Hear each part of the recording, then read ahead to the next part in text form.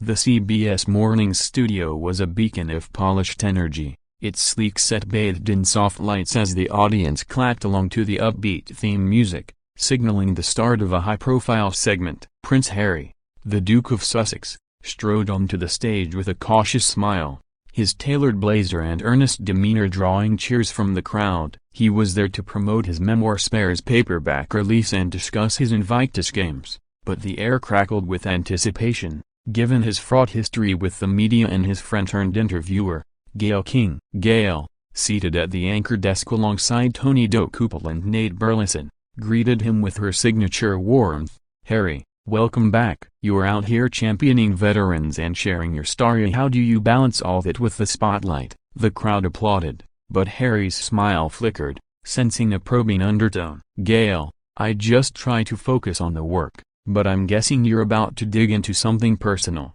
he said, his British accent laced with wary humor. The audience chuckled, and Gayle leaned forward, her eyes twinkling. "Personal? Well, Harry, your book's been out there stirring things up. Don't you ever worry you're airing too much royal laundry?" The question echoed her 2021 comments about Harry's family tensions, but it carried a sharper edge today. Harry's eyebrows shot up, his voice steady but pointed. "Airing laundry? Gayle, I'm telling my truth to heal, not to hurt, and unlike some who twist it for headlines." The crowd gasped, and Gayle's smile tightened, her tone playful yet firm. "Twist, Harry? I'm just asking what viewers want to know. Your book's got everyone talking about the royals again." The studio buzzed with tension, and Tony tried to lighten the mood. "Let's talk Invictus, that's inspiring stuff." But Harry wasn't pivoting.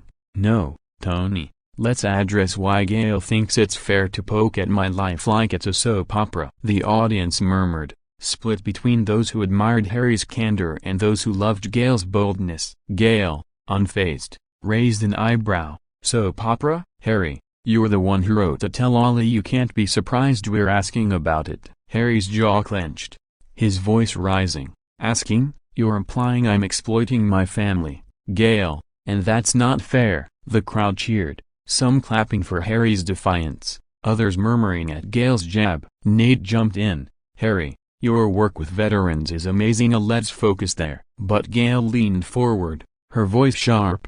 "Not so fast, Nate. Harry, you've said plenty about the royals, but now you're dodging tough questions. So why?" Harry's face flushed, his tone sharp. "Dodging? I'm here, Gayle, but I'm not your punching bag for ratings." The producers, watching from the control room, exchanged nervous glances. This was veering off script, and fast. The crowd, sensing the stakes, was on edge, their cheers fueling the fire. Harry leaned forward, his voice firm. "You've been supportive before, Gayle, so why are you coming for me now?" The reference to her past defense of him and Meghan stung, and Gayle's grin faltered, her voice cutting. "Coming for you? This is journalism, Harry. If you can't handle it, why'd you come?" The studio was a powder keg, the audience split, as Harry's eyes blazed. "Journalism? You're twisting my story to stir drama, and I'm done with it." The stage was set for a clash that would ignite headlines, far from the usual morning show cheer. As CBS Mornings returned from a commercial break, the studio was a pressure cooker, the audience buzzing with anticipation after the heated opening exchange between Prince Harry and Gayle King.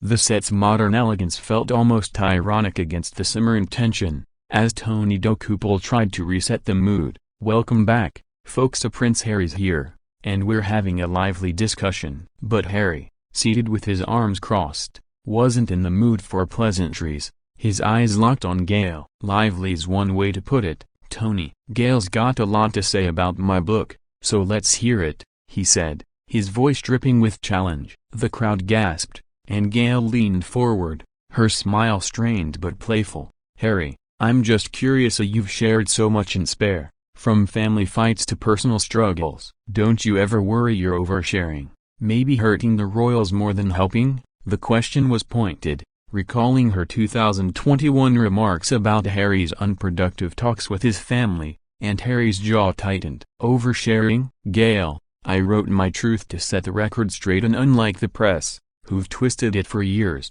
he fired back, his British accent cutting through the applause. The audience erupted, some cheering Harry's fire, others murmuring at Gayle's boldness. Gayle, unfazed, raised an eyebrow, twisted. "Harry, you're the one putting your family's drama on blast. Don't be surprised when we ask about it." The jab was sharp, and Harry's voice rose. "Ask? You're implying I'm betraying my family, Gayle, when I'm just trying to live my life." The crowd roared, and Nate tried to pivot. "Harry, let's talk about Invictus. It's doing so much good." But Harry waved him off. "No, Nate, I'm tired of Gayle painting me as the villain for telling my story." The accusation landed like a punch, and Gayle's grin faltered, her tone sharpening.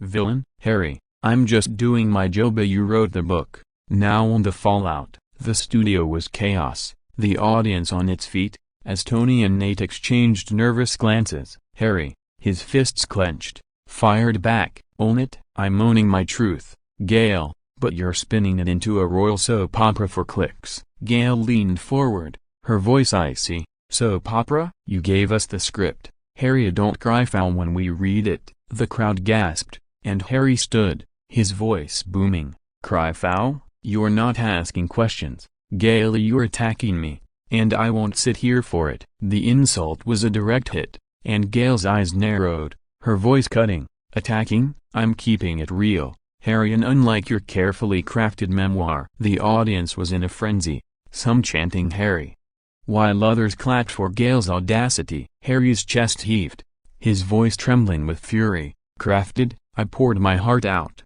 Gayle, and you're reducing it to tabloid fodder." The producers, now frantic, signaled for the band to play, but the music couldn't drown out the chaos. Gayle, unfazed, leaned back. "Tabloid fodder? This is CBS Mornings, Harry. If you can't handle tough questions, maybe you shouldn't write tell-alls."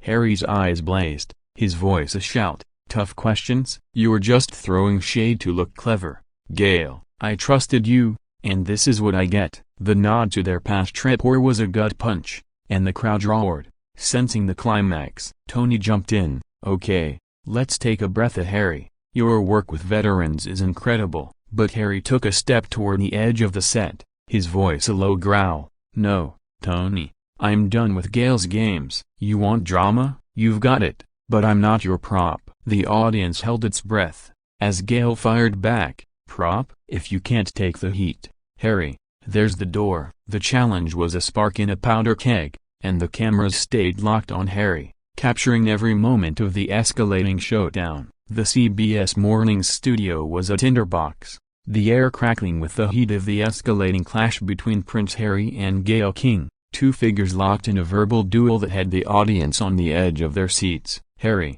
now standing, loomed over the set, his blazer catching the light as he pointed at Gayle. "You think you're clever, Gayle, turning my life into your morning show circus. But I'm not your punching bag." The crowd roared, split between those who admired Harry's defiance and those who loved Gayle's fearless edge. Gayle, standing to match him, her voice sharp. "Circus, Harry. You wrote a book spilling royal secrets. Don't act shocked when we ask about it." The jab was brutal, echoing her 2021 comments about Harry's family rift, and Harry's voice boomed. "Ask? You're accusing me of betraying my family, Gayle, when I'm just trying to protect mine." The audience gasped, and the band's keyboardist tried to play a light riff, but the noise was drowned out by the crowd's cheers. Gayle, her eyes glinting, fired back. "Protect? You're airing their dirty laundry for the world, Harry. That's not protection, that's a payday." The crowd gasped, and Harry's face reddened, his voice trembling with fury. "Payday? I wrote Spare to tell my truth, not to cash in, and unlike the media, who've hounded me for years." The insult was a direct hit, and Gayle's smile vanished, her tone icy. "Hounded? You're sitting here because you chose the spotlight, Harry. Don't blame me for doing my job." The studio was chaos, the audience on its feet, as Tony and Nate tried to regain control. Harry, his fists clenched, snapped, Your job is to twist my words into clickbait, Gayle, and I'm sick of it." The crowd roared, some chanting Harry, while others shouted Gayle.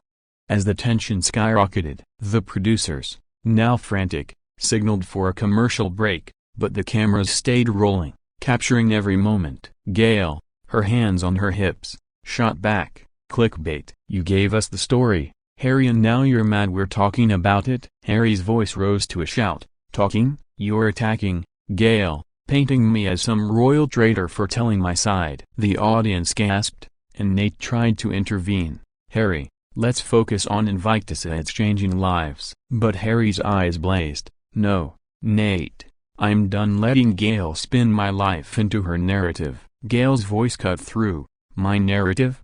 You wrote a 400-page book, Harry. Don't cry now when we ask questions. The crowd was in a frenzy, and Harry took a step closer, his voice a low growl. Questions? You're disrespecting my truth, Gayle, and I won't stand for it. The insult was a gut punch, and Gayle's eyes narrowed, her voice booming. Disrespecting? I'm holding you accountable, Harry, something your family never did. The reference to his royal rift was a low blow, and the audience gasped, sensing the climax. Harry's chest heaved, his voice a shout. Accountable? You're just chasing ratings, Gayle, and I'm not your pawn. The crowd was on its feet, the noise deafening, as Tony signaled for calm, but the stage was a battlefield. Harry took another step toward the wings, his voice a dangerous whisper. I trusted you, Gayle, but you've crossed a line. Gayle fired back. Crossed a line? This is CBS Mornings,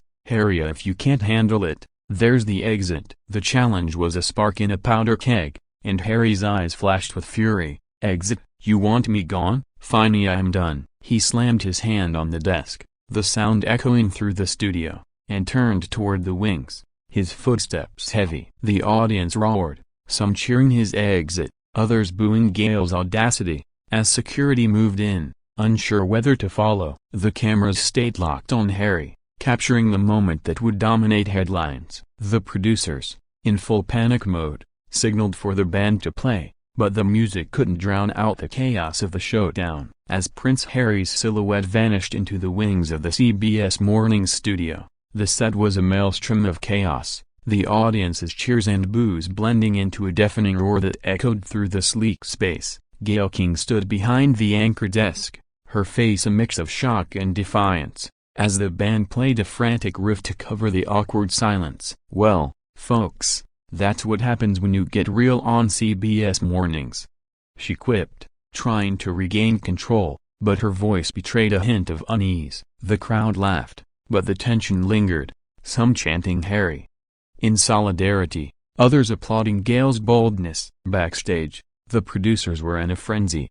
their headsets crackling with urgent orders as they debated whether to cut to a pre-taped segment or let Gayle ride out the storm. The cameras, still rolling, caught Gayle adjusting her glasses, her smile returning as she addressed the audience. All right, y'all, Harry's passionate, and we love Fana, let's give him some love. The crowd complied, but it was half-hearted, the room still reeling from the drama. Social media was already ablaze, with clips of the confrontation going viral, fans and critics dissecting every word, every gesture. Some praised Harry for standing up to Gayle's perceived jabs, calling his walk-off a bold stand against media spin, while others accused him of overreacting, unable to handle the heat of tough questions. The narrative was spiraling, just as Harry had warned, his words about being twisted into a story proving prophetic. Gayle, sensing the moment slipping, tried to pivot. Let's talk about Harry's Invictus game as if they're changing lives. But the audience wasn't ready to move on,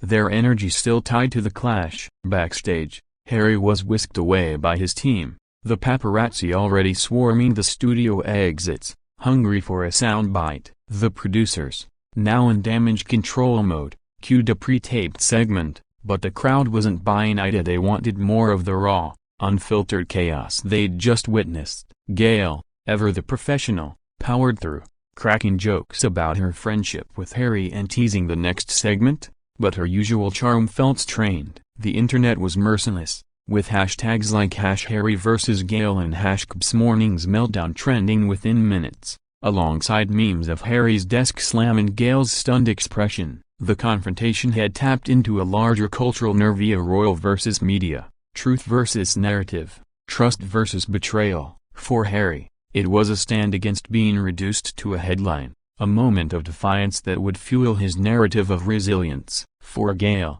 It was another day in the journalistic trenches, where her probing style sometimes pushed guests to the edge. As the show wrapped, Gayle signed off with a wry smile. "Thanks for watching, folks. Come back tomorrow or maybe we'll keep everyone on set." The crowd laughed, but the moment belonged to Harry's walk-off, a shocking exit that would dominate headlines for weeks. The studio lights dimmed, and the audience filed out, still buzzing about the day Prince Harry exploded on CBS Mornings only to be kicked off in a blaze of royal fury.